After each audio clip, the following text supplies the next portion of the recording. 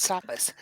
Wait for it, and we're live. Hey, all you crazy fine fantasy fans. It's time for your daily dose of shenanigans over here at the Blasters and Blaze podcast. And those shenanigans started before we hit the record button.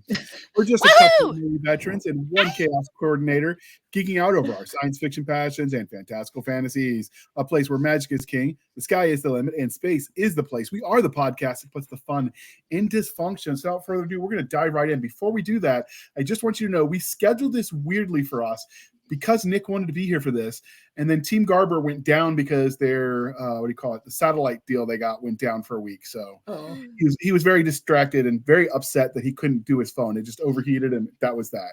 But he misses you, so he will be here with us in spirit, dear listener. All right, spirit. See what I did there? Yeah. All right, you're very, very funny. Introduce themselves. We're going to start with you, Miss Colleen Story. Thank you. I'm Colleen Story. So happy to be here with you guys. This is really cool. I've never been in a panel of writers of ghosts and supernatural type stories. So this is really cool. I am a freelance writer full-time, and then I pen novels and nonfiction books on the side. I live in Idaho. I'm surrounded by potato and wheat and alfalfa fields. So it's really pretty out here. And then I'm also a musician. I play French horn in the area symphony and pit orchestras. In fact, I just had to rush out early from a dress rehearsal to get here, but it's all good. Happy to be here. Outstanding. Next, we have the many personalities of Miss Jana S. Brown. Hi there. Again. I mean, I think most of you heard my spiel before, but I'm going to give it to you again because you can't stop me. I'm Jana S. Brown. I write science fiction and fantasy and urban fantasy and things that go woo in the night under the pen name Jenna Ray. I've been at this for almost 30 years, and I work as an author and an editor pretty much, well, yeah, I would say full time, but I'm also a mom, and so there's momming full time, and there's authoring full time, and somewhere I need one of those time turner things, or I need an extra ghost hand to help me keep on top of all this. But we're managing, so I am happy to be here. Fun to talk about spooky things. And speaking of many voices, we've got narrator extraordinaire Miss Teri K. Jobe. Can you introduce yourself to our listeners and viewers at home? Of course, darling, I am back. This is Natasha Badenoff, Teri K. Jobe. I am today. Narrator, author, baby author, and just having fun and accepting the challenges that I'm given that way from this guy of what voices I should do. Nice. And so today that transition would have been a little bit funnier if I hadn't stumbled over my words, but we're just going to pretend I nailed it perfectly, dear listener, and you can laugh accordingly. All right. So the next part of the introduction is how we found them. So we all actually used to work for Ghostbusters back in the day. We had to keep Zool from taking over. We found the lock and the key, so we're good to go. We should be okay. Like only a 70% chance, that he's gone, but we'll take it. That's government numbers, right? So we can call it a win. Should have used dynamite. Absolutely. All right. Should have used dynamite. Well, now you tell me, right? Where was that enthusiasm when we were spraying the ghosts? I was saying it the whole time, but you were not listening. Maybe because you were speaking Russian. All right. So this is the Blasters and Blaze podcast. So we do have to do the religion question. Are you ladies ready? We're ready. Yes. All right. Ghostbusters, Poltergeist, or Beetlejuice? Ghostbusters for me. Okay. And mostly because of my younger brother, because when the movies came out, when I was very involved in my younger brother's lives, I was the older sister. My next younger brother was 7 years younger. And then the next one after that was 11 years younger. So I was kind of like second mom to them. And when the Ghostbusters came out, they were huge fans. And my younger brother's major mechanical dude, and he just loved the car. So everything about the car was the issue. It wasn't really so much the movie, it was the car. And so we got him a car for Christmas, and I think he actually still has that car, even though he's in his 40s now. Nice. All right, Teri? Beetlejuice. Gotcha. All right, what about you, Jana? See, now I'm really, really torn. Poltergeist didn't ever do anything for me, really. It was creepy and this, that, and the other, but was not as much fun as either Beetlejuice or the Ghostbusters. So, I mean, we're splitting hairs. It's maybe a little more Beetlejuice, but, if either one of them is on television, classic television these days, because we're that old, I'm going to watch. I did like that Poltergeist was the one they filmed where it was cheaper to use real dead bodies than it was to like make them. So they were actually using in that water scene bodies, cadavers. which that creep factor, knowing that watching it again adds something to it, I guess, for me. So Poltergeist by a narrow margin, but very narrow. All right. And what about you, dear listener? Weigh in the comments. Which one is for you? Poltergeist, Beetlejuice, or Ghostbusters? And all right, now, because we can't just ask one, Casper, Monster House, or Danny Phantom? Casper, hands down. Yeah. What about you, Colleen? Yeah. I'm going to be the odd one out here because the only one I know is Casper. I came to Supernatural later in life. I was not like Supernatural person early on. So yeah, that's the only one I knew. Okay. And Jana? I prefer Casper. I mean, if you're gonna go with kid ghosts, you may as well go with cute, fluffy, and trying to help everybody. Casper for me too, but that was the running joke in my house. If anybody did something and no one wanted to claim it, my mom would always say, "I guess Casper did it." So I mean, he's Nice. almost part of the family at this point because we blamed a lot of stuff on him. So, all right. So because we're talking ghosts, we're gonna just open ended. You guys believe in ghosts? Yes. Okay. Because I have had creepy stuff happen to me, and yeah, there's weird stuff that we Share, cannot share explain. a story, Teri. Tell us. Oh, so one of the best ones, when I was at 10, 13, somewhere in that range, I was rearranging my room, which was always a disaster zone. And at that particular time, there was the door. There was about 3 feet. My bed was perpendicular to the door. And then because it was a work in progress, next to the bed, there was a bookshelf. And directly in front of it, so the bookshelf was unusable, was my dresser. The dog had a sleeping bag that was in front of the dresser right below my bed. So I had to be careful not to step on him when I got up. So one evening, it was about 11 o'clock. I was already in bed. There was a loud, thump noise. And I woke up. Huh? What? And was just conscious enough to realize the dog had walked out of the room. My mom came in, turned on the light, and my dresser had tipped. Not top down, bottom out. Nice. So if the dog had kicked it, it would have gone, thunk, wobble, top down. And I was not strong enough to put one arm out and go whoop and bring the bottom out. You tell me. Okay. What about you, That is Jana? a good one. That does make you wonder. Uh-huh. Well, I'm with Teri. I was haunted for several years, and had bizarre things happen when I lived at various places, stuff that would get rearranged, doors that would get open, lights would come on. My very favorite was when I was living with my little sister and we were in a little duplex. Cutest little thing. And my ghost has a name. My ghost name is Howie. And Howie has been to several different residents with me, and weird things happen, and we always blame it on Howie. But in this particular case, my poor little sister, she's home alone. She's getting ready for work and doing the things, and it's a split level. So you come in and there's a room, and then you can either go up the stairs and go up into the bedrooms, or go down the stairs where there's more bedrooms, and that's where the laundry was.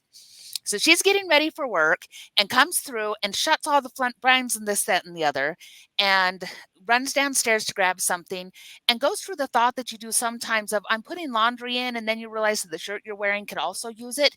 And since you're the only person in the house, it doesn't much matter if you just strip it off and toss it in the laundry because there's nobody else around.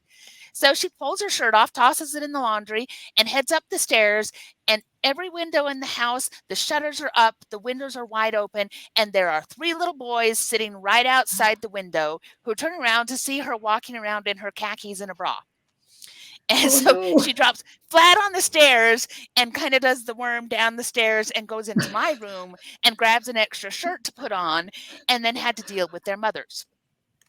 But we have no explanation because it was every window in the entire house. All the blinds were up and they were wide open. And so it's like, So Howie has a sense of humor. Okay. Colleen? That is puzzling. No, I don't have any stories like that. I've never had any experiences like that, but I'm not, I'm not on either side of the fence. I'm not like, oh, that can't be true, or oh, it absolutely is true. I guess I'm kind of waiting to find out, but I'm open to the experience, but so far I haven't had any myself. I'm skeptical. I got to see it to believe it, and I've never seen anything like that.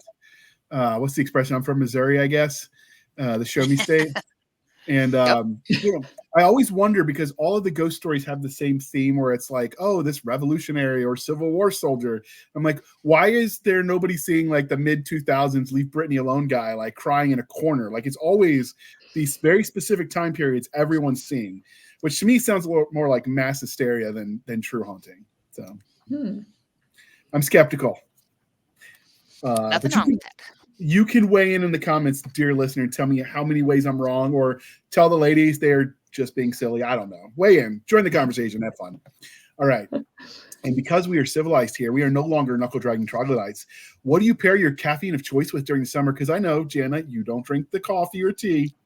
You always say hot chocolate, but what do you pair it with in the summer? I've told you this before. It's Diet Dr. Pepper year-round, babe. This is what we do. And then when it gets cold enough, like it was last week, because Utah is insane and we get snow in the dead middle of spring and summer, because you can't have a year that your flowers are not up and you don't get snow on them at some point. I have pictures year over year, and this is just a thing around here. So I did actually drink hot chocolate not that long ago, but my iced beverage of choice is Diet Dr. Pepper. I do like a good fruity lemonade or something like a good slushy, the old 7-Eleven slushies. I'll go with one of those in the summer too. Okay. That works. What about you, Teri? Well, I take my coffee the same way I do in winter as I do in summer, which is usually a couple spoonfuls of stevia. I quit sugar a little bit ago. And then sometimes an almond milk creamer, sometimes a dairy creamer. Just depends what I'm feeling like at that moment. Okay, but what do you, as far as like foods with it? Oh, foods with it. You didn't ask that. That's what I said pair it with. You pair your coffee with something. Generally, it's a food. But there are many things you could pair it with. That is very true. It depends on whether I am at home or at work. Sometimes a bagel if I'm at home. One of those little mini ones. Okay. Jana, do you wish to add anything now that you know we were talking food? I thought that was understood. Oh, what do you pick? Again, it's summertime food, so I'm thinking you do lemonade, and then you have to do the barbecue spread that goes with it. So you get the barbecued hamburgers and potato salad and chips and Jello salad out here. It's kind of a required thing. Salad. So Jello salad. Jello salad is a very, very traditional Utah and Intermountain West kind of thing. And yeah, I'm with you there, Jana. I know what you're talking about. See, Colleen's my people. Enlighten the Easterner. You make Jello, and then you put whipping cream on it, and you serve it in little chunks on tiny little plates, and it's called Jello salad. Or you can chunk them up so that it's all mixed together, and you have Jello salad. Or you can do the really traditional and very, very gross thing, which is when you put vegetation like carrots into your Jello, and then you top them with mayonnaise. Now, whose bright idea that was, I don't know, but it's gross. I've had Jello salad where they'll put like grapes and stuff in it, like little fruit pieces in it. Yep, fruity pieces. That's how the fruit pieces is how we do it in the South. So that's my mom used to make it with she'd add some cream cheese to it, so it would be like the fruit cocktail and some cream cheese, and then the whipped cream on top. It's actually really good. Yeah, we have 101 different ways to do Jello out here. We're culturing poor Teri now. She's like, I know what you guys are talking about. Yeah. Hey, as long as you all enjoy it, that's the important bit. So what about you, Colleen? What do you pair your caffeine of choice over the summer with? Well, I don't usually think of it as pairing. I mean, when she was going on about the Dr. Pepper and the barbecue, I was there. I mean, that sounds awesome. I do. Dr. Pepper is my choice too, though I go with the full sugar version of it. But Dr. Pepper usually with dinner is when I will have it, or after coming in from some really exhausting yard work. It'll be, just Dr. Pepper and maybe a ham and cheese sandwich or something like that. Sandwich. So I've recently learned to love like iced coffee, but I found the trick is you make ice cubes out of coffee, so that way when it waters down, it doesn't water down. If you catch my meaning. So I've been doing that, and like as far as food that goes with coffee, it's generally like dessert pastries. So as much as I want them, I often just think about eating them because I can't afford the calories. But I will get back in to fit in my uniform by hook or by crook, because we're going to visit a friend of mine at Arlington this winter, and I want to be able to have the beard and the suit and be like, how do you like my mustache now? I mean, he wasn't quite Generation Kill levels of inspecting our mustache hairs, but it was close. But he didn't have the cool accent, so I guess I had That's to a nice goal to have. That's an awesome goal to shoot for. Yeah, so if I don't make it, I'll come close, but there's always next year. But I'm going to keep pushing because why not? And it gets harder to lose weight, I'm told, the older you get, so might as well start at 40 instead of 50. That's true. It's true. All right. So now that we've got that out of the way, what do you guys define as a ghost? Do you have any special definition, or is it that you guys operate out of? I mean, kind of my go-to definition is a entity that may or may not be see-through, may or may not be able to go invisible half the time, but that is kind of an echo of someone who was living but now is not, and generally died in very tragic or very violent circumstances. Wow, that's a great definition. I like that one. Well, thank you. The echo I really liked. That's a good word for it. Do you think that the violent death is required to make a ghost? Not necessarily. It doesn't have to be violent. It could be just traumatic. It could be a soul or spirit that has unfinished business. Could fit that definition as well. Okay. According to Wiki, it could also be a non-human, so like an animal could be a ghost, I guess. That's true. There's a lot of those stories around too. Yeah. Although, and then they generally speaking, it's pretty self-explanatory, I think. Do you have anything to add, Jana or Colleen, to the definition? I think she covered a lot of the points. It's a non-corporeal entity. And entity covers a lot of things. I like using entity because depending on the stories you're going through, sometimes you get that, very particular spirit that's attached to a person, but you can also get things like ghost towns. Where I live out here in Utah, there's a lot of old mining towns out here. And there is a feel about those places that is good and creepy. And so sometimes it's about the people, but those places it's kind of like an echo, a memory there of what they used to be. And that can be a ghostly kind of presence. So I think you can get it from lots of things, especially things where they were established and fell away.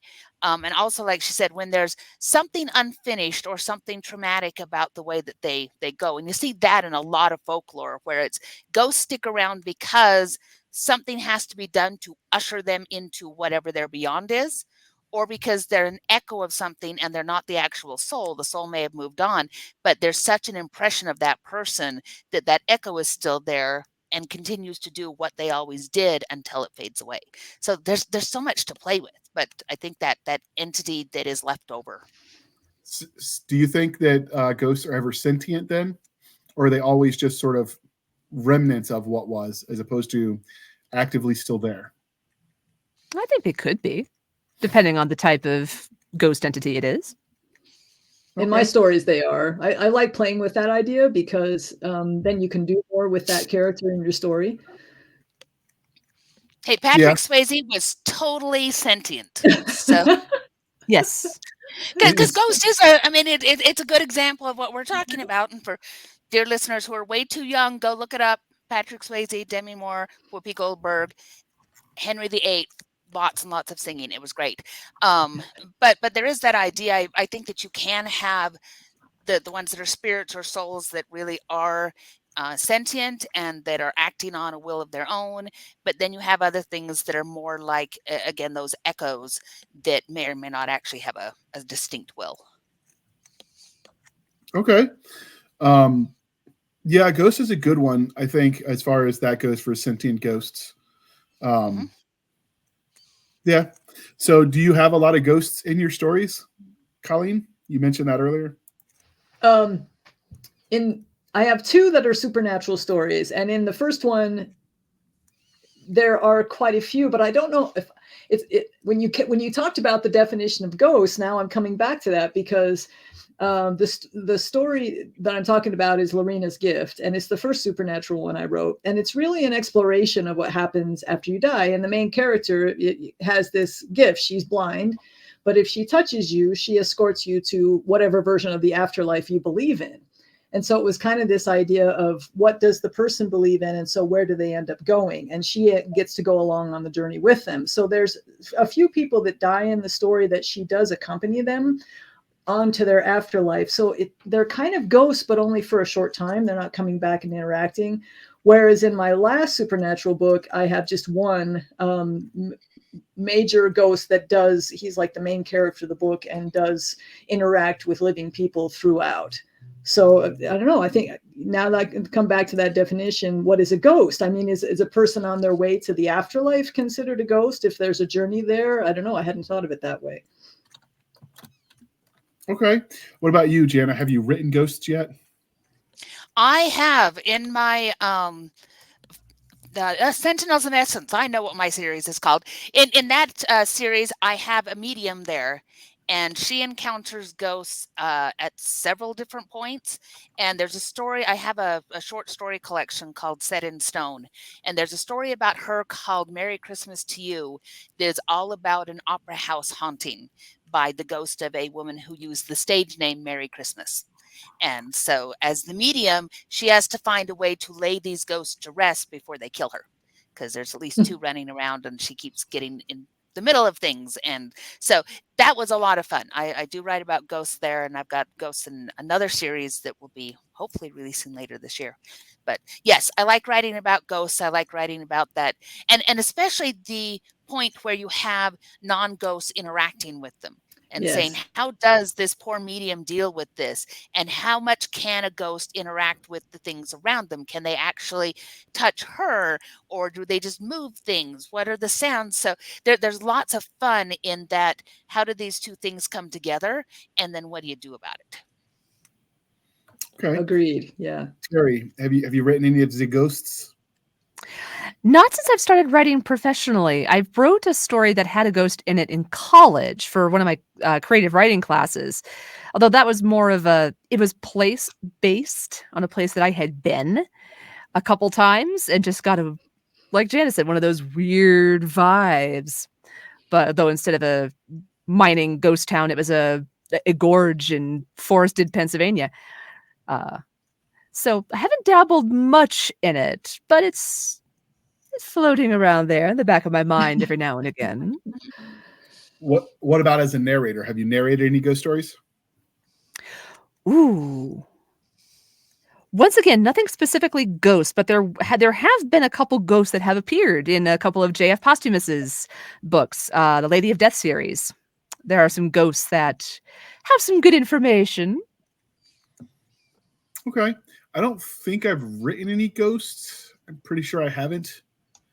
Well, I take that back. We had an incident where she was viewing it as more like a vision than a true ghost because she was like passed out. So I don't know if that would necessarily count. If the ghosts come to you in your sleep, is it really a ghost because it's not there? I don't know. But that hasn't been published yet. I will say my favorite ghost story that I read as a kid. It's called The Ghost Cadet.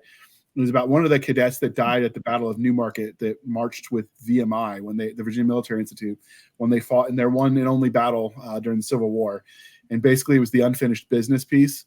And the cool part was the ghost actually, well, not the ghost existed. The person that was the ghost really did exist. He really did die there.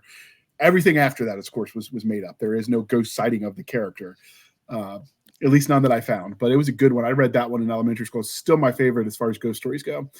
What about you guys? What's your favorite ghost story that you've read? Ooh. So many to choose from. There's a lot. Well, and there's the ones you've read, and one of my favorite things when I visit places, if possible, is to go on a ghost tour. because they have so many of them, especially for most major cities, you're going to be able to find one. It's like here in Salt Lake City, one of my very, very dear friends is a storyteller. She's a professional storyteller, and her focus is ghost stories. And she did the ghost tour in Salt Lake. And so you'd get on this little bus and they would drive you to various locations and she would tell you the stories. And the stories were based on what do we know? And so it'd be like, we know that at this particular hotel, a terrible thing happened and there was a woman who threw her children off the balcony very, very high and then threw herself off. They know there were problems with her marriage. They know all that kind of stuff. So they can tell you, here's the actual history leading up to this. And then that's where the ghost story part comes in, where she's like, we know this happened. We know this traumatic thing happened. We know they died here.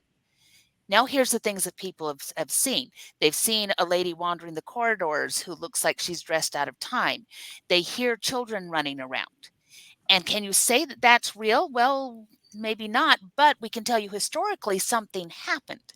And I love reading those and I love going on those tours. My very favorite one was in New Orleans. And New Orleans is a wonderful paranormal city just in and of itself. We could do a whole episode on weird things, weird crap that happens in New Orleans and great food. But same kind of thing. He took us to various places and would say, here's the history. And I love that when people can give you the history of it to say, this is what we know. And then here's the magical, the mystical twist on it that we wonder about. So I've done the ghost tours when I was passing through various places in the South. And one thing you notice, a lot of those stories, it's a lot of hearsay and not a lot of hard fact when they give those stories. And I'm like, that's not exactly how the history happened. But maybe that's just because I was a history major and I was like getting my master's degree in some of that. And I'm like, no, actually that would happen over there and got this detail wrong and this detail wrong. I actually got asked to leave one once when I pointed that out. I was ruining it for everyone apparently by pointing out everything Don't they were ruin doing. the story. Well, she had him supposedly he was using this rifle. I'm like, that rifle didn't exist during the revolution. Like they didn't use that till the Civil War. You're kind of mixing your stories up. But well, it's all for entertainment anyway, right? I mean, if you're ruining the entertainment, that's what the people are there for. But they have a lot of cities now because it hurt my soul as a historian to hear them get the history wrong. Oh, I sympathize. I worked in Boston for 5 summers, and I knew the companies that did the ghost tours were the same ones that did the other trolley tours, and I heard some of the stuff they were saying as they drove by, and they go, and I'm just like, what? No. I did go on one once, and I had a very lovely time. Well, you can imagine if you were the one leading it, that you'd want to embellish a little, right? I mean, your inner storyteller would take over, I think. Well, no. Well, here's the thing. I work for the National Park Service. So I was also giving tours in Boston, but we had to be accurate. You can tell just as good a story accurately as you can making it up. So that's the thing I found since I started writing. Like I would write something and they'd be like, oh, that's not believable. And I'm like, what are you talking about? And I'll show them where it happened in history. Still, no, that's not believable. So it's one of those things where fact is sometimes often stranger than fiction. It's one of those things. So do you have a favorite ghost story, Colleen? I don't. I have favorite ghost movie, but no, like I say, I'm kind of new to the whole coming to the supernatural thing. It mainly came to me from my stories, so that was after that. But my favorite movie is The Others. The whole idea of the turnaround when you find out that the, spoiler alert, if anybody hasn't seen it, that the narrator is the ghost, that the main character is the ghost in the story. And I love that whole approach to storytelling because you don't know that till nearly the end. Yeah, The Sixth Sense does that too. Again, spoiler alert. Yes. But that whole idea that the kid can see ghosts and that the person who's telling the story is actually already gone. Yeah, I love that. That's fun. And J.J. Renault is a New Orleans, Louisiana storyteller. And her story, Jolly Teri, Jolly Teresa, is amazing. And it's great fun to read. There's a book that she's got collected of Cajun ghost stories. It's so fun to read, but she came out to a storytelling festival and told that story when the moon was full. She's on this stage and the wind is howling and she's got a guitar across her lap and it would catch in the soundboard of the guitar and the guitar would moan while she was telling this in this big, thick, Louisiana accent. And holy crap, that was the best ghost story in my entire life. It was probably 25 years ago that I heard it, and I'm still there. Just thinking about it takes me back to the way she told that story. And that was a ghostly vengeance story. And her guitar would moan at us, and the audience was dead still. And the next guy comes out and he's like, I don't know how to follow that. So good night. As far as Yep. presence telling a story, the cremation of Sam McGee was always one good for me. Mhm. That night of the Marge of Lake Labarge. Yeah. They used to do that at all the Boy Scout camping trips. Somebody would always do a dramatic reading of that one for us. So Nice. Nice. all right. We're gonna dive into the topic instead of What like about what we mine? Oh, you did not answer. I am so sorry. Mea culpa. I apologize. I actually Go had on. an answer for once. I thought of one. It was Woo! Magic There we go. Bones by Stephen King. Okay. Yeah, that was actually my favorite Stephen King story is Bag of Bones. And why? I think a lot of the reason is I listened to the audiobook first.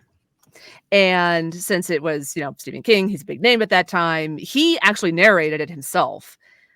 And they had music at different places, and some of the creepy music they were using in certain spots, like, I'm outside, it's daytime, I'm doing stuff, and that still creeped me out. I'm just like, good until the next section started.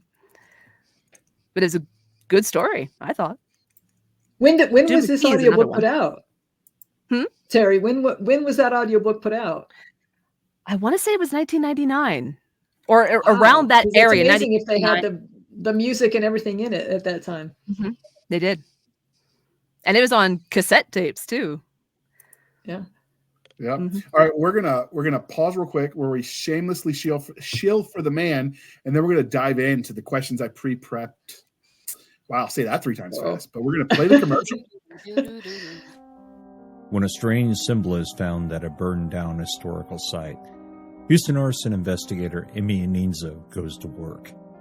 As mysterious and inexplicably hot fires break out across the drought-ravaged city, she finds herself digging through the ashes of history.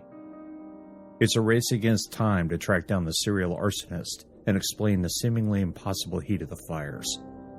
As strange evidence begins to pile up, Emmy wonders if the arsonist is insane, or even worse, possessed. Can Emmy and her colleagues find and stop him before the entire city burns? Parsec Award-winning author Paul E. Cooley wraps ancient mythology around an eerie contemporary tale that will leave you burning for more. Garre's Inferno, a free podcast novel available from shadowpublications.com and iTunes. Some mysteries shouldn't be solved. Nice. I figured it was an appropriate commercial for the episode. So with that out of the way, why do you think that ghost stories are such an eternal thing that they never seem to go away? Well, because we all wonder about what comes next. I mean, they're addressing one of those critical questions of humanity, which is this all there is? And is there a soul? Is there a spirit? Does it move on? Does it not? Is it, you go to not Tale of Two Cities. Goodness gracious, A Christmas Story, Christmas Carol, and it's that idea of Jacob Marley is doomed to walk the earth to observe the joy that he can't participate in, but he might have been able to when he was alive. A lot of those stories have that connection to it that says this ghostly thing. It's the doom. It's the what comes next, and we have always wondered what. Who are we and what becomes of us? And then it's the question of what happens in the shadows. What is that thing that you hear? What is that trickle that goes down your spine? And if you can't see it and you can't classify it, it comes up over and over again because you listen to Teri and my stories. And the biggest thing about that is that we can't classify it any other way. I have no explanation for it. And I think that lack of explanation tied with the critical question of who are we and what do we become, that leads to ghost stories. Go, guys. Yeah, I would agree. Yeah, and I would add that I think it's a way to deal with loss, because we lose people that are really important, and being able to find some semblance, as people have experiences of certain happenings that happen right after somebody leaves that seem meaningful to them as related to that person. If we think the lights are coming on automatically and we think, well, I wonder if that's mom, or if something like that happens. I think it's a way to deal with that devastating loss of people that are really important to us. And I think add into that there are, I believe, those things that can't be explained. Seeing those things. I've talked to people who have seen those things and not just had a dresser tip over. So I think with all of those combined, yeah. I do think that much like all of the supernatural and the horror, it's because it like you said, it taps into what we don't know. And that, since nobody really dies and comes back to tell us what's on the other side, you kind of are always left wondering. So I don't know. It's interesting. I know there have been people who were declared like clinically dead, but that they revived. But most of their stories, you can explain that biochemically. Like, oh, I saw a light. Well, of course you did. Like, you can break down why. But most of those people weren't gone for very long, or you can't really revive them. So it's not like you can get any useful information out of people. The one thing I have read that I think is fascinating on that, or JR, is when they have the out-of-body experiences. When they tell stories of being up on the ceiling, basically watching the doctors operating on them, and they can tell you later what the doctors said or that kind of thing. I think that's kind of fascinating. Yeah, I don't know. I kind of think you could probably find like they were sort of semi-conscious, so they could interpret the world around them. I tend to try to find answers, although I could see why that could be creepy. Yeah, I get it. I'm very skeptical, so. Yeah, but tying into stories again, we like to do that kind of thing with go to Dungeons and Dragons, where there's spells for astral projection, there's spells for being incorporeal, there's all that kind of thing that takes advantage of those ideas to say that that part of you can be separated and can be pushed off. And Doctor Strange does the same kind of thing. There's several places where he does astral projection or otherwise deals with spirits and entities, because those make for fun stories. And again, it's that nature of can you take what makes up your personality away from the body, and even if you're coming back to it, if you're just astrally projecting, you're kind of temporarily a ghost. And so that makes for some really fun stories in other places, because you get superheroes that do that. You get that sometimes with even science fiction, where they're like, we're going to take this thing and we're going to project it into something else.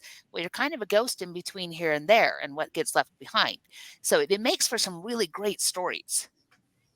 Agreed. And they even do that even just in basic drama, but that they may not, qualify as a ghost story or a supernatural, where they have someone that's, almost dead and they are wandering around other rooms or whatever. I mean, I've read actual people who have studied life after death and actually talked to, hundreds of people who have gone through it. Have heard some stories they couldn't really explain. People knew some things that were going on in a different room or somewhere where they couldn't have been unless they were able to move around while being outside of their bodies. So, but yeah, I've seen stories even, that were just qualified as drama that kind of played with that a little bit. Okay. You got anything to add, Teri? We don't want to leave you out this time. I actually don't on that particular question. I mean, I see what you're saying, JR, with the out-of-body experience on the operating table. The imagination of human beings is, I think, one of the most powerful things on the planet. And if you're even a little conscious, your brain still is taking in information, more than likely. I'm not a doctor. And just kind of being even semi-aware of where you are, you might be able to remember that, and then your imagine takes over and goes, well, what if you were up here and looking down on all this and seeing it? But I also personally think that those things are possible, that the spirit or soul or whatever we have that makes us could do that in that sense. So it's... Yeah, with some of the examples where she talked about they knew what was going on in different rooms like that, science has a lot harder time weird. That, but that you comes to that, is that like real? Like, are we talking to the person that supposedly actually did that, or is this hearsay of hearsay of hearsay? Because telephone interviews with the actual people, yeah. Telephone exists because the game, if you remember as kids, that exists because nobody says it exactly right. Like your interpretation changes it slightly, or you get jerks like me who would mess it up on purpose just for the lulz. But like that happens in real life, you just like with pollsters, for instance, like, are they really telling you what you want to hear, or are they yanking your chain just for the fun of it, or are they being honest? We really don't know. And I think somewhat, if you're telling the story, it's about being the center of attention too, for some people. So, the more elaborate, the more attention is on them. And so it sort of feeds the ego. So I don't know, I'm skeptical. The ones I'm talking about were actually from a scientific study where scientists had several participants that they actually interviewed one after the other. And there wasn't really anything in it for them in terms of, there was no audience, there was no, reward for being any certain way. And then they also interviewed the doctors and the nurses that were in the area at the time. So they were able to collaborate some of the things that the people were saying. I don't have it nearby to give you right away. I wish I did. This is something I had read a while ago. I'm always reading scientific studies as part of my day job. So I found it fascinating because I'm with you. I would normally be skeptical, but some of the things they were coming back with and the quality of the researchers for those was making me think, you just never know. Mm-hmm. Yeah, I don't know. And some of the times I've heard stuff, I just tend to look for more logical explanations. Like when I was deployed, one of the guys, his brother was deployed as well, and he's passed away. He swore he talked to his brother on the phone after he officially died. And I'm like, maybe you just remembered because we were all sleep deprived what day you talked to him, and you just talked to him close to when he died. Like the idea that I talked to his ghost, I'm skeptical. I mean, but those stories exist. So, I mean, I get why some people would believe. I just, I tend not to give humanity the benefit of the doubt. So, do you think that there are any common themes that exist in ghost stories? Any common tropes with the ghost story? I don't know if tropes is the right word in these instances, but do you think there's any commonality to all of the sort of the ghost stories? Oh, vengeance is a common one. The unfinished business is huge. Yeah. Yeah. And unfinished business in a lot of ways. Sometimes just saying goodbye. Really cute ghost story was the movie Heart and Souls. And it was there was a bus accident, and this whole bus full of people died, and their ghosts all got attached to this baby that was nearby at the time. And it was this funny thing where they followed him through his life, and his mother thought these were all his imaginary friends, and he had to go through therapy and all these things to get over it. And they stopped talking to him because they thought that they were ruining his life. But they're still attached to him and following him around. They literally could not get more than a certain distance away. And in the story, eventually the bus driver shows up who's supposed to take them off to heaven, and they're like, "Why did you leave us? What's going on?" It's like, "Well, that's your vessel there. He's supposed to do your unfinished business so you can be done. Didn't anybody tell you?" And they all go, "No." So the rest of the movie is them reconnecting with this kid that they had abandoned years ago to convince him that once again they are his friends and not imaginary friends. And then he has to go through and help them figure out, each one of them, what is it that you need in order to be able to pass on. And with this one, it was a lot of simple things, like the one mom just really wanted to check on her boys and make sure that they were okay. And so he had to go and find her family and take her there. And she possessed him briefly to give her son a big hug. And then she was able to go. So it is that unfinished business, but it doesn't always have to be, oh, it's traumatic and I must get revenge. But there's also some great stories where the unfinished business is, I need to say goodbye. So somehow I have to be able to say goodbye and to let that life go and move on to whatever comes next. Good movie. Very, very cute. Very warm and friendly. Makes you feel good by the time that it's over, kind of story. And he figures out his own life too while helping them. And so that's a fun story, because again, it's that interaction between what do the ghosts need and what does he become by helping them. And he was such an awful bum. And he figures out his love life, he figures out his family life, all these things because of what he's learning through helping them.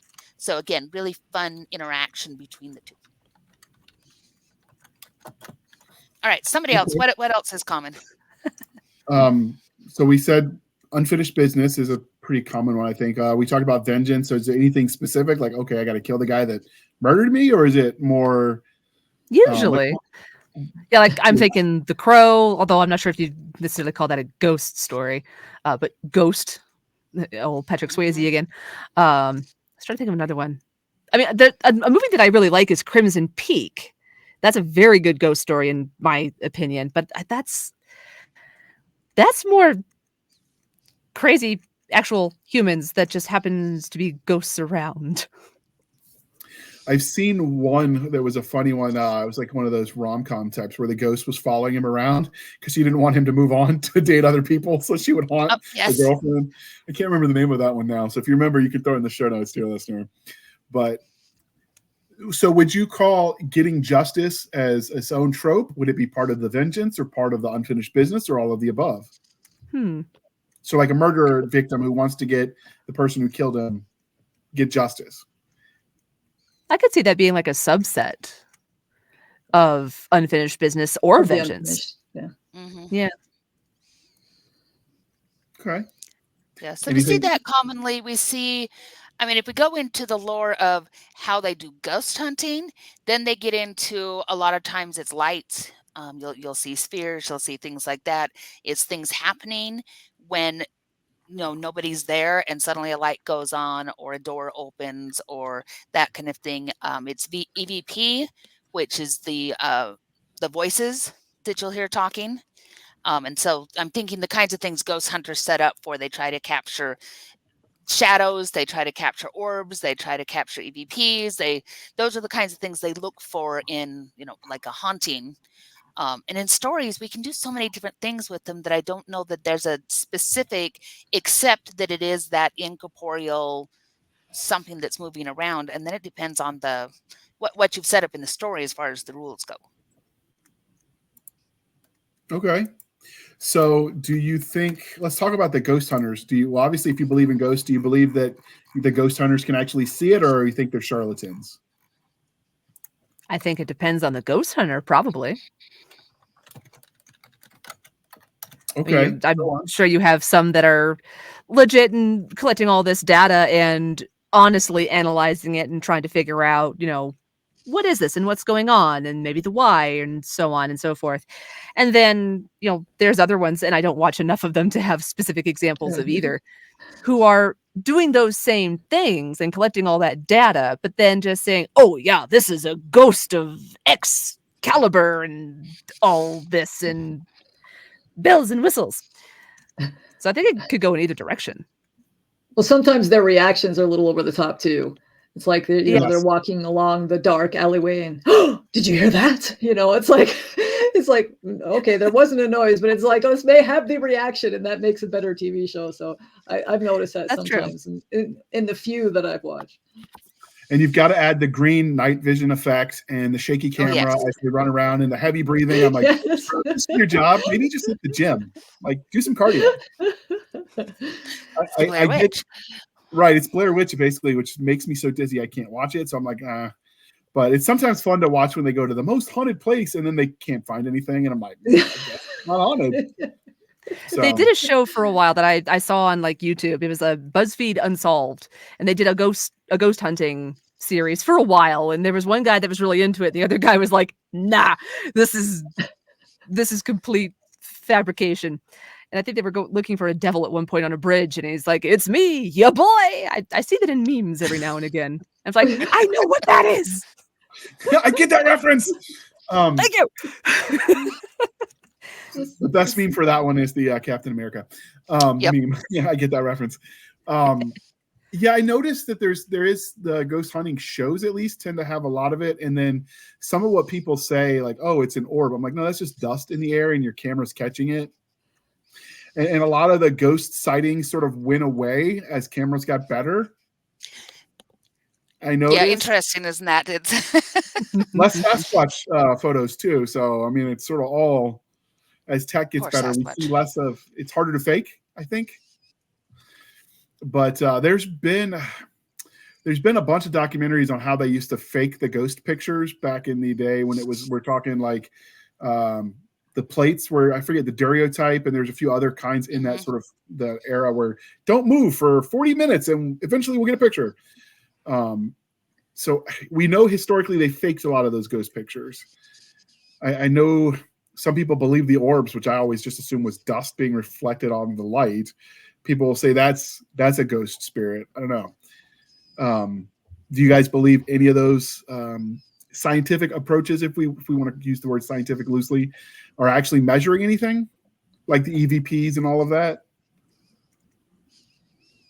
I don't know that I believe, but I also don't want them setting it up in my house, because if there's something wandering around, I don't want to know. I'm happy the way I am. So, I don't necessarily believe, but I don't want my belief put on the tape either. Okay. What about you, Teri? I don't know. I mean, I believe that, if there are ghosts, there are probably ways to catch them. Whether the ways ghost hunters use the EVPs and the temperatures and the orbs is legit or not, I don't know. I don't know enough about the science to really make an informed decision on that. I believe in the possibility of it being legit, or at least possible to detect ghosts that way. But I cannot speak to the truth of it. Okay. What about you, Colleen? I know you said you came to it as an adult, so you have like probably a more nuanced opinion than someone who's like 10 thinking about ghosts, right? Obviously. But do you think?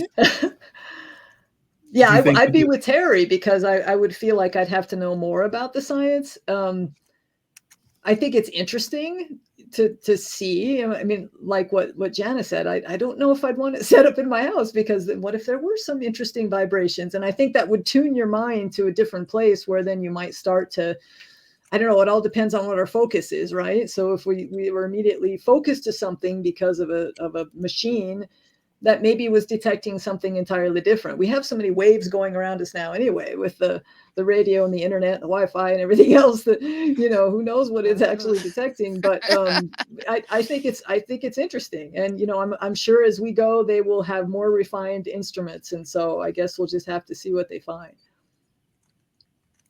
Okay. I don't really have that many questions, because I'm so skeptical, and I was counting on Nick to pull this one, because him and Stabby believe in all the spookiness. But did you have any other like avenues that you think people should think about when they approach the topic of ghosts? I kind of wanted to bring up the new sitcom that's on right now. Is anybody else watching that? The Ghost sitcom, yes. Because I think it's cool how they're using that now to create a comedy. And I like the scripts that they're coming up with. I think they're really inventive, and they're doing a lot with the different characters, and then the whole world that they've built there, that these ghosts are haunting this mansion. But it's a comedy. It's not a horror. It's not a mystery. It's not what you usually see with ghost stories. Yeah, because they used to do, a while back, there was a show called Medium, and it was always, it was the highly dramatic kind of, people have died in terrible ways, and she's compelled to help them and whatever. And that had its place, but I do love that playful aspect that they're doing with this one, where it's, yes, we're here, and yes, we're weird, and we're engaging in all of the just as silly as possible. And her poor, I don't know if it's a boyfriend or husband, I can't remember. Husband. Anyway, her partner, who is just like, this is so bizarre, because he can't see what she does, and he'll say things like, are they doing it now? Stop it, whatever they're doing, make them stop. And so it is really, really clever storytelling to do it as a comedy. And Beetlejuice, I never was would that have way thought too. of doing that. And true. I think another important aspect. Oh, go ahead. No, go ahead. I was going to say, another aspect I think is important, that I think is challenged sometimes, is having books that are more geared toward a younger audience. Like when I was a kid, I grew up reading some of those, most bone-chilling ghost stories that I got from the library my mom looked at. One of my favorite short stories that involved a ghost was Cold as Clay from Scary Stories to Tell in the Dark. And I know that series was banned in a lot of places. But why was it considered too scary? Is that why? It was considered, adults considered it too scary, too gruesome, because some of those things, they're going into like those old songs and whatnot, like, don't you ever laugh as the hearse goes by, for you may be the next to die. And describing that process of decomposition in the midst of that, which a lot of adults think, oh, that's scarring our children. Too much. Yes. Yeah. Whereas the kids of that age group that are meant for that are like, give me more, give me more. It's helping them explore these concepts and ideas that are important, and they can understand on a level that adults don't realize they can and should. Right. I think. Come at me. Oh yeah, no, that's But ghost yeah, stories around the campfire is a huge thing, and we start them at that yeah. age where we tell them that, and there's stories that tell you what things to do and not to do, and there's stories that tell you what you can do if you were caught in that particular situation. Do you throw salt over your shoulder? Do you do some of these other things that keep a ghost from following you home? Because that's, even the Haunted Mansion touches on that you come to a haunted place, and when you leave, are you going to take a haunted hitchhiker with you? And that was the old thing about throwing salt over your shoulder, was that the ghost would stop, and that way you didn't carry something evil home with you. So it's interesting because it's a lot of that lore, and it empowers people while also giving them a warning. Be polite. Don't do things with your dead. Don't be mean. Don't do these kinds of things, because it'll come back to bite you. And if it comes back to bite you, what do you do about it? So very creepy social story, basically, to teach a lesson. Yeah, kind of. Yeah, and it works. So I remember the campfire when we do the Boy Scout campouts. There was always someone trying to tell a scary story, which generally we were not very good at them, and they were not very scary, but we certainly tried to scare your friends. So I get that there's something about sitting alone in the woods where, modernity is just not there with you anymore, and the crackling of the fire and all of that entails. And I do remember the scary stories to tell in the dark, and I can still picture the black with the white and gray and red covers that were them. We bought them at the Scholastic Book Fair. That's a high we chase all our life at that one. Those fairs. Absolutely. Those are great. But yeah, I remember those. And then there was the Crypt, Tales from the Crypt, and there's a bunch of ghost stories, and some of them in the Twilight Zone. Yeah, we do those stories. Goosebumps was another series that did that. I was thinking of that one. Yeah. Yep. Had a lot of. I read a lot of those. I read the Goosebumps too. I think there were some others that we would read, I think. But I'm drawing a blank on them. But yeah, there was a lot. Spooksville, Sphere Street. I didn't read Fear Street, but I read a few of the Spooksville ones. The library didn't have many of them. I was denied. Hummer, I know. Seriously. But yeah, I definitely enjoyed them. I'm not against reading them. I just don't believe in them. I read, about giant aliens, but I don't really think they're going to come visit me anytime soon either. Although Mork is from Orc, and if he wants to come say hello, I will let him. Anytime. Mork is always welcome. But I think that's the fun thing, is that it's that question. And so we like ghosts for the question. And then what does that mean? And we see it all over. I was just thinking, there's video games and stuff that take on the whole ghost thing. And generally with a lot of really cool jump scares and things like that. And tabletop role-playing games. I don't play them. Yeah, World of Darkness had a whole book for playing Wraith, and you could play as ghosts that were wandering through the world trying to accomplish things so that you could move on. And that was fun as a DM, because when you set up descriptions and stuff, the ghost side of things was old and decayed and aging and all of these things that a ghost saw. So when you thought about how you were going to describe a room, you'd have to start with, well, this is what the modern room looks like, but what would a ghost see? What's the reflection of that room into that ghostly realm? And so that leads to a lot of fun when you're thinking about, how am I going to describe things? How am I going to do things? Do they have someplace like, it's not called the Nether. What is it that Beetlejuice's alternate place is called? Anyway, you get a lot of that alternate place where, it's where ghosts go to wait, or where you have different things going on. So it opens up to a lot of different things that we can do when we're talking about video games, when we're talking about role-playing games, and when we're talking about, books and other media. It's just such a rich thing to grab onto and play with. Yeah, and that's I was going to ask you. Oh, go. Sorry. I was going to say, that's one of the few things where I think, because you can set the tone. Like some things are just harder to do in print than it is to do because you can do body language a lot better, or you can say a lot with very little with facial expressions. So some types of stories definitely lend themselves to a physical medium where you can see the actor or actress. I think this is one of the ones that you can do in any setting and make it work, because I think it's so fundamental to the human condition that it just works. So you were saying, Colleen? I was just, as they were talking, it brought up in mind what Teri was saying about when you're young. It brought up a memory of my younger brother, the same one who loved the Ghostbusters car, was like hugely traumatized by the Gremlins.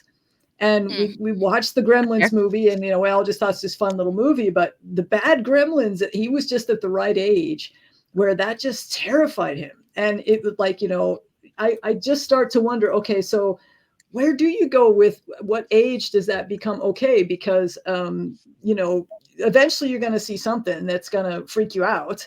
And so then how do you manage that? And we never would have, known that would affect him that bad. I mean, we'll still talk about it today, how Gremlins was really traumatic for him. So it's kind of like, at what age do you do that? And of course that's stepping into parenting or whatever. But I think that maybe it depends on the kid, because I think it does. Because I was going to say, I actually directed a play a couple years ago. It was called the Edgar Allan Poe Afterlife Radio Show. And it was essentially it was supposedly a cast of spirits that were retelling these Edgar Allan Poe stories, hosted by Poe himself and Poe's cat. And there was one section, we did the Fall of the House of Usher. And we had several kids involved. I think the youngest one was about 8. And there was this scene where the stage direction was the book comes out, floats out, and flops onto the floor. And so the way we solved that was we had this little girl who was 8 who was enjoying this thoroughly. We put a little piece of see-through cloth over her so she was a ghost. She carried the book out and just dropped it. Nice. She loved the heck out of it. She enjoyed that. Other kids in that production were a little creeped out by that particular section. There were some serious ones. There were some okay ones.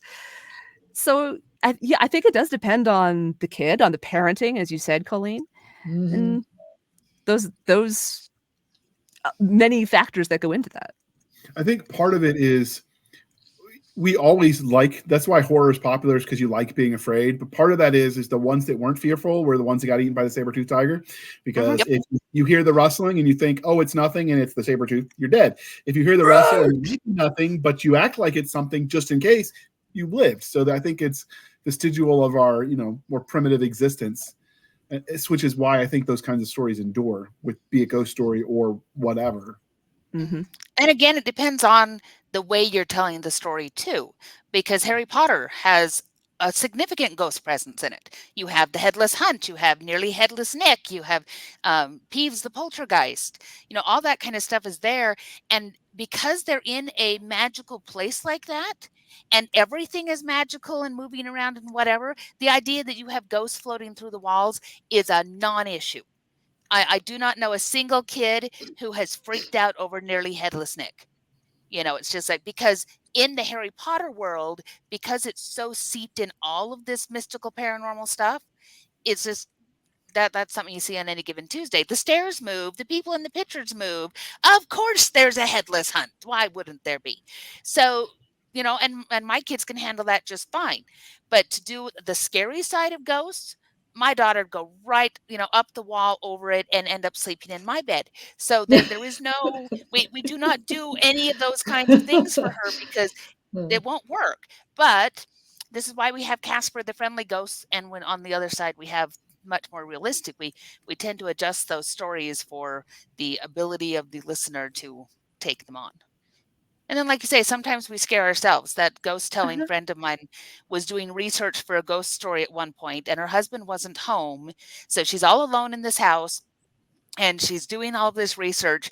And she worked herself into such a froth that she spent the entire rest of the night with every light in the house on and sitting on the couch so that she could see it coming, because she had just scared the crap out of herself. And so it is where's that line between where the scary is fun and when the scary becomes, I'm going to sit here on the couch with the blankie and hope it doesn't get me. Mine stops about sunset. That's my cutoff. Unless it's Casper. Casper's fine. Yeah. There's certain All things right. you just don't watch after dark because you'll scare yourself. This is the part, dear listener, where we invite you to join the conversation in the comments. We've been hinting at the whole episode, but that's part of the fun for us as well, to go back and read what you guys have to say. So weigh in. Do you believe in ghosts? Have you had your own experience? Tell us about it in the comments below. And whatever social media you view this episode or listen in, we definitely want to hear it. But with that out of the way, Jana, what are you writing at the moment?